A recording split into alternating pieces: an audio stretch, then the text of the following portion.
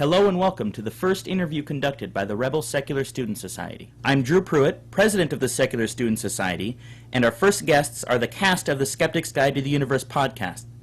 The Skeptic's Guide is a weekly podcast discussing science news, critical thinking, education, and more. Guests on their show have included Christopher Hitchens, Bill Nye, James Randi, Matt Stone, and former President of the United States, Jimmy Carter. They have 130,000 listeners every week and have had over 16 million downloads in the last 5 years. We hope you enjoy the interview. Welcome, guys. Thank you. Thank you. First question I have for you guys operate under the banner of skepticism specifically. You know, we're a secular student society, and there's a lot of talk kind of within a broader movement of kind of uniting all of the groups. You know, there are atheist groups, there are skeptical groups, there are secular groups. There are a lot of different labels that all kind of fall under a bigger banner, but they're not exactly the same group.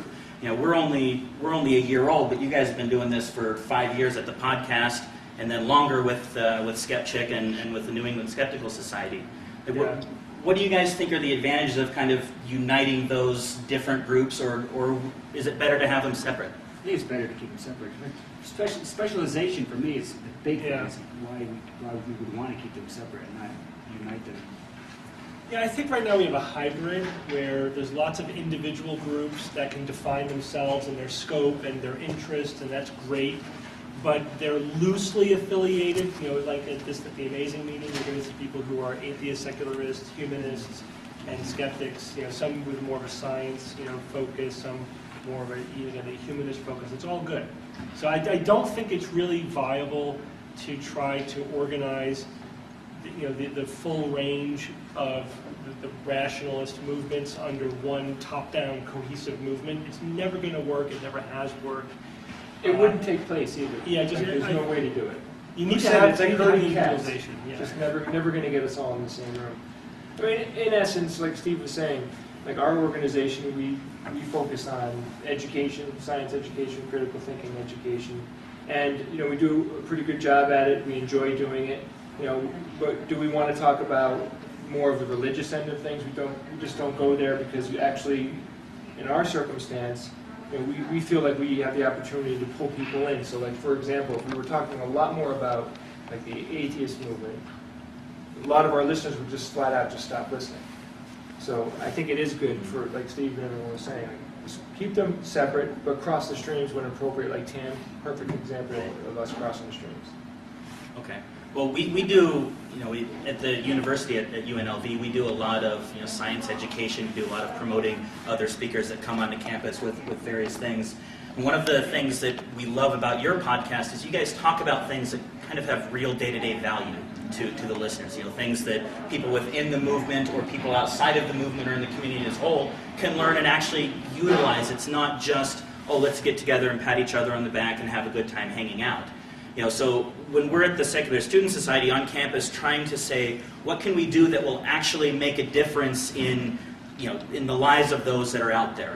What kind of events or things would you guys say that groups should be doing more of in terms of actual day-to-day usefulness? Well, it's hard to talk about what groups should be doing more of because I think, kind of calling back to the previous question, a variety of approaches I think is really the best. And when I started Boston Skeptics in the Pub, a few years back, there was already a Boston Atheist group. Their main focus seemed to be, though, on they would get together at people's houses and do readings, they would do social activities, and it seemed to me that their main goal was to provide a social network for atheists, where previously that sort of thing would be filled by church. But the skeptics, our goal was more in encouraging people to learn and to think critically. And so it was a bit more activism focused.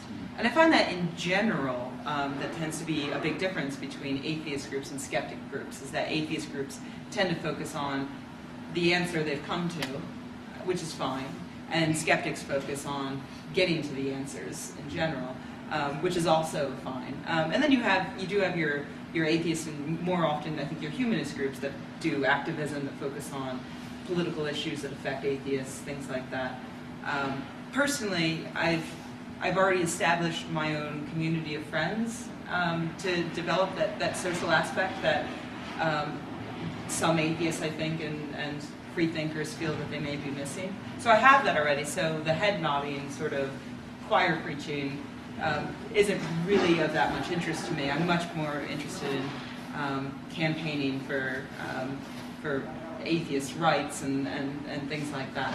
So personally, and I'm not saying that this is for everyone, but personally I do enjoy seeing campaigns like Sense About Science in England's campaign to reform reform libel law. To reform libel law. Because it's important, it affects science, it affects science communication, and they're actually making headway.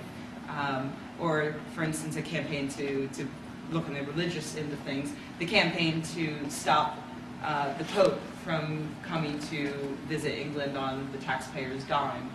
I think that these are great causes to get people fired up and interested, so I always enjoy seeing things like that. You should also consider who your audience is. I have to admit, when we started our podcast, we didn't really say, well, what's our target audience? We had more of an idea of what our listeners would be like, not an age range or whatever. But if you're you're in college, right? Yeah. Your organization is based on your college. Yeah, I would actually think about what's going on regionally that people would know about. Like you want to hook people with things that they're interested in. You know, and people like us, we're all interested in science news and things like that. Those are no-brainers. But you could do stuff more regionally with a new group. But you should think about like what's going on at the college that people care about. And you'll get people interested that way. And locally in the town that the school is in, and then the age range of the people that are at your school. And along those lines, I think it's great to point out groups like my fellow skeptic Elise Anders started an organization in Chicago called Women Thinking Free. And they are focused on communicating vaccination information to mothers and others who don't consider themselves skeptics and aren't necessarily knowledgeable in critical thinking.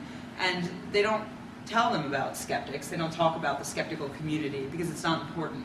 What's important is communicating facts to them in a way that is a bit different from the way you might, for instance, a talk you might hear here at TAM about vaccination. You're addressing a completely different group of mothers who have different concerns. I love to see groups that cross those boundaries, that think from the believer's perspective and find new ways of reaching out to people outside of the skeptical community. Yeah, I don't think there's any formula, I think is what we're saying. I think that because it's so individualistic and, you know, maybe a little opinionated, but that's okay. We all sort of do our own thing.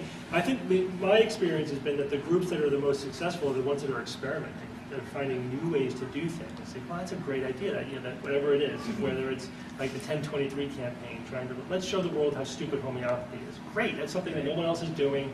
You care about it, you know about it, it's in your sweet spot.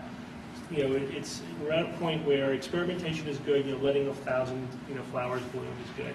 And there really isn't a formula. There's nobody who can tell you what you should do or what works. Because nobody knows, really. That's a beautiful metaphor. Flowers. Yes. But you know, Drew, like you got to be kind of honest with yourself and say you want people to come. You want to hook people, and you can either hook people by having it be fun, right?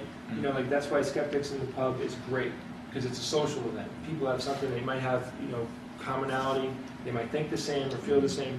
You know, you can start more of a social club that way, and you don't have to hit people over the head with the skepticism. Get your numbers up. Get a cool speaker in. You know, colleges have budgets and Nudity, that always works. well, that worked with us. Yeah. No, but you know, like colleges have budgets. Like if you go in and have a group, let's say you get 50 people at your school, then you could go in and say, I have 50 people in an organization. I want a budget next year. Next thing you know, they're giving you money, more money than you probably would expect, and then you can hire a speaker. Next thing you know, you have 400 people from the school coming in.